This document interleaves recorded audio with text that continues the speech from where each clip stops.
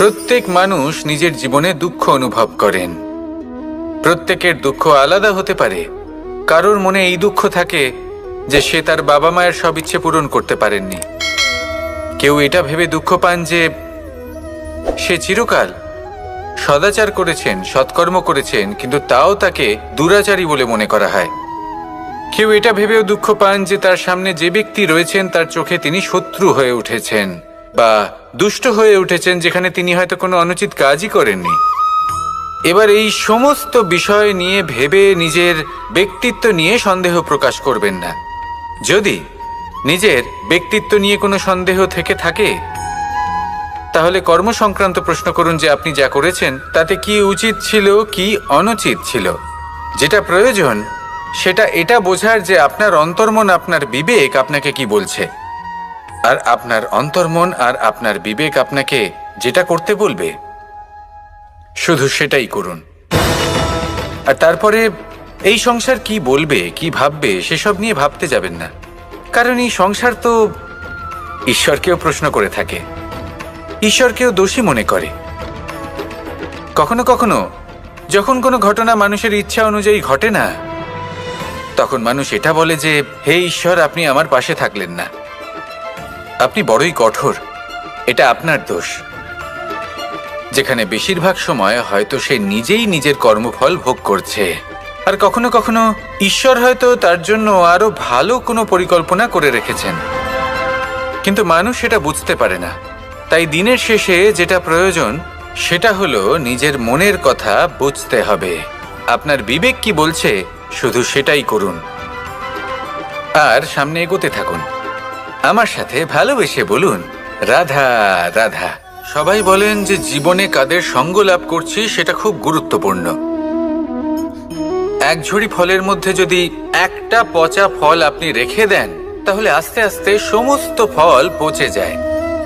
সেই জন্য কথায় আছে যে কুসঙ্গ থেকে দূরে থাকো। কিন্তু কি করা যায়? এই সংসার খুবই ছোট। যেখানে আমরা কাজ করি, যেখানে আমরা থাকি, যে পথে আমরা আসা যাওয়া করে থাকি, যে পথে আমরা ভ্রমণ করি, সেখানে এমন অনেক সংখ্যক ব্যক্তি থাকেন যাকে দেখে আমরা মনে করি যে এদের থেকে দূরে থাকতে হবে। তখন আমরা কি করতে পারি? তাদের কি আমরা পরিত্যাগ করব? তাহলে এই সংসারে এমন অনেক মানুষ আছেন, তাহলে কি সংসারই পরিত্যাগ করব? না, সেই ফলের মতন হবেন না যারা একটি পচা ফলের উপস্থিতির জন্য নিজেরাও নষ্ট হয়ে যান। বরং হয়ে উঠুন চন্দন বৃক্ষের মতন, যেটা আসলে সাপেদের বাসস্থান, যেখানে অনেক সংখ্যক অত্যন্ত ভয়ানক বিষধর সাপ থাকে। তারপরেও এই চন্দন, সে কিন্তু নিজের শ্রেষ্ঠত্ব হারায় না, এর মূল্য কিন্তু সেই একই থাকে। মনে রাখবেন, এই সংসারে নিজের সঙ্গ বদলানোর পূর্বে নিজেকে বদলান। নিজেকে কিছুটা এমন ভাবে গড়ে তুলুন যে কেউ আসুক না কেন সে যেন আপনাকে বিভ্রান্ত বা দূষিত না করতে পারে। আসুন আমার সাথে ভালোবেসে বলুন, রাধা রাধা। মানুষ জীবনে অনেক ধরনের সুখ লাভ করে, অর্থ সুখ, পরিবারের সুখ, বৈভবের সুখ।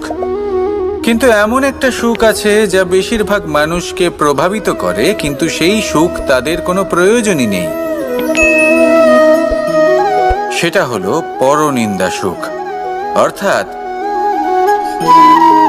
এমন কোনো ব্যক্তিকে নিয়ে নিন্দা করা, তার প্রতি অনুচিত শব্দ প্রয়োগ করা, কারণ সেই ব্যক্তিকে আপনি পছন্দ করেন না। আর এমন অনেক মানুষ আছেন যারা এই কাজ করে খুব আনন্দ লাভ করেন, যেটা করা উচিত নয়। কারণ এতে আপনার সময়, আপনার ঊর্জা, আপনার নিজের অন্তরের ইতিবাচক শক্তি আপনি নষ্ট করে ফেলছেন। আর এই সব কিছুই আপনার প্রয়োজন আছে। যাদেরকে আপনার পছন্দ নয় সেই ব্যক্তির বিষয়ে কথাই বলবেন না। সেই সব ব্যক্তির দিকে মনোনিবেশ করুন যাদের আপনি ভালোবাসেন। সেই সব কাজে মন দিন যেগুলো আপনার ভালো লাগে। সেই বস্তুর দিকে নজর দিন যেগুলো আপনার প্রিয়, নিজের লক্ষ্যের দিকে, এই সব কিছুর দিকে নয়। এমনটা করলে আপনার জীবনে আপনি সেই সব বস্তুর দিকে নজর দিতে পারবেন যারা প্রকৃত অর্থে আপনার জীবন আরো শ্রেষ্ঠ করে তোলে। এমনটাই করুন, জীবন আরো অনেক বেশি সুন্দর হয়ে উঠবে, আর তখন এই মন প্রসন্ন হয়ে বলবে, রাধা রাধা। আজ আমরা আবার সাফল্য আর অসফলতার বিষয়ে কথা বলবো। সফল ব্যক্তি কে হয় এবং অসফল ব্যক্তি কে হয়, এই বিষয়ে আমরা আগে অনেকবার কথা বলেছি।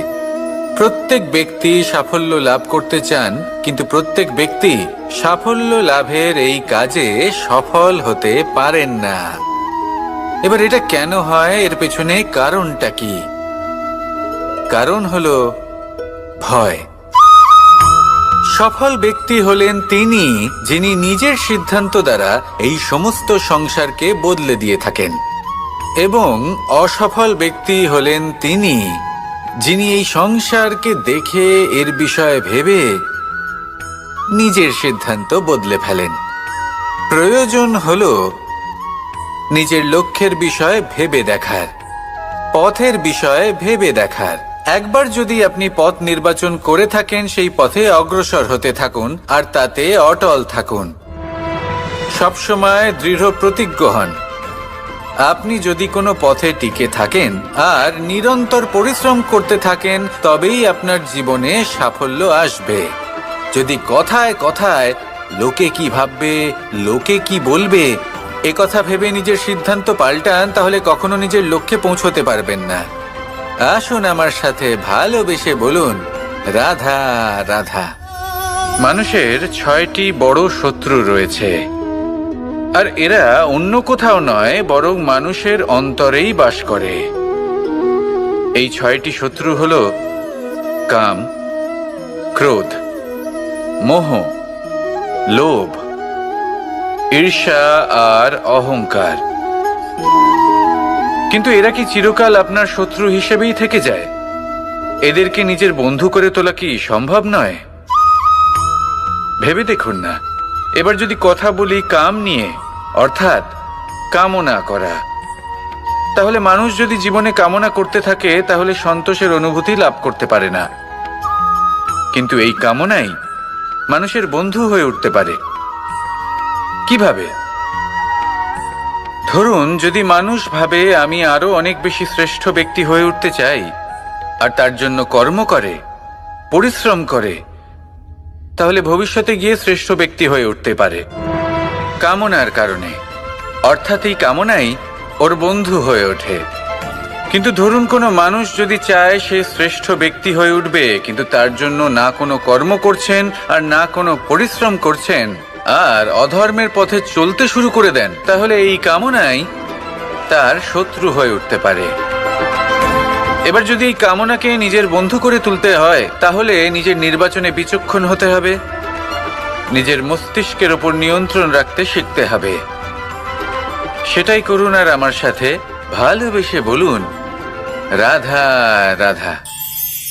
আজ আমরা মানুষের আরো একটি শত্রুর বিষয়ে কথা বলবো, যার নাম হলো লোভ।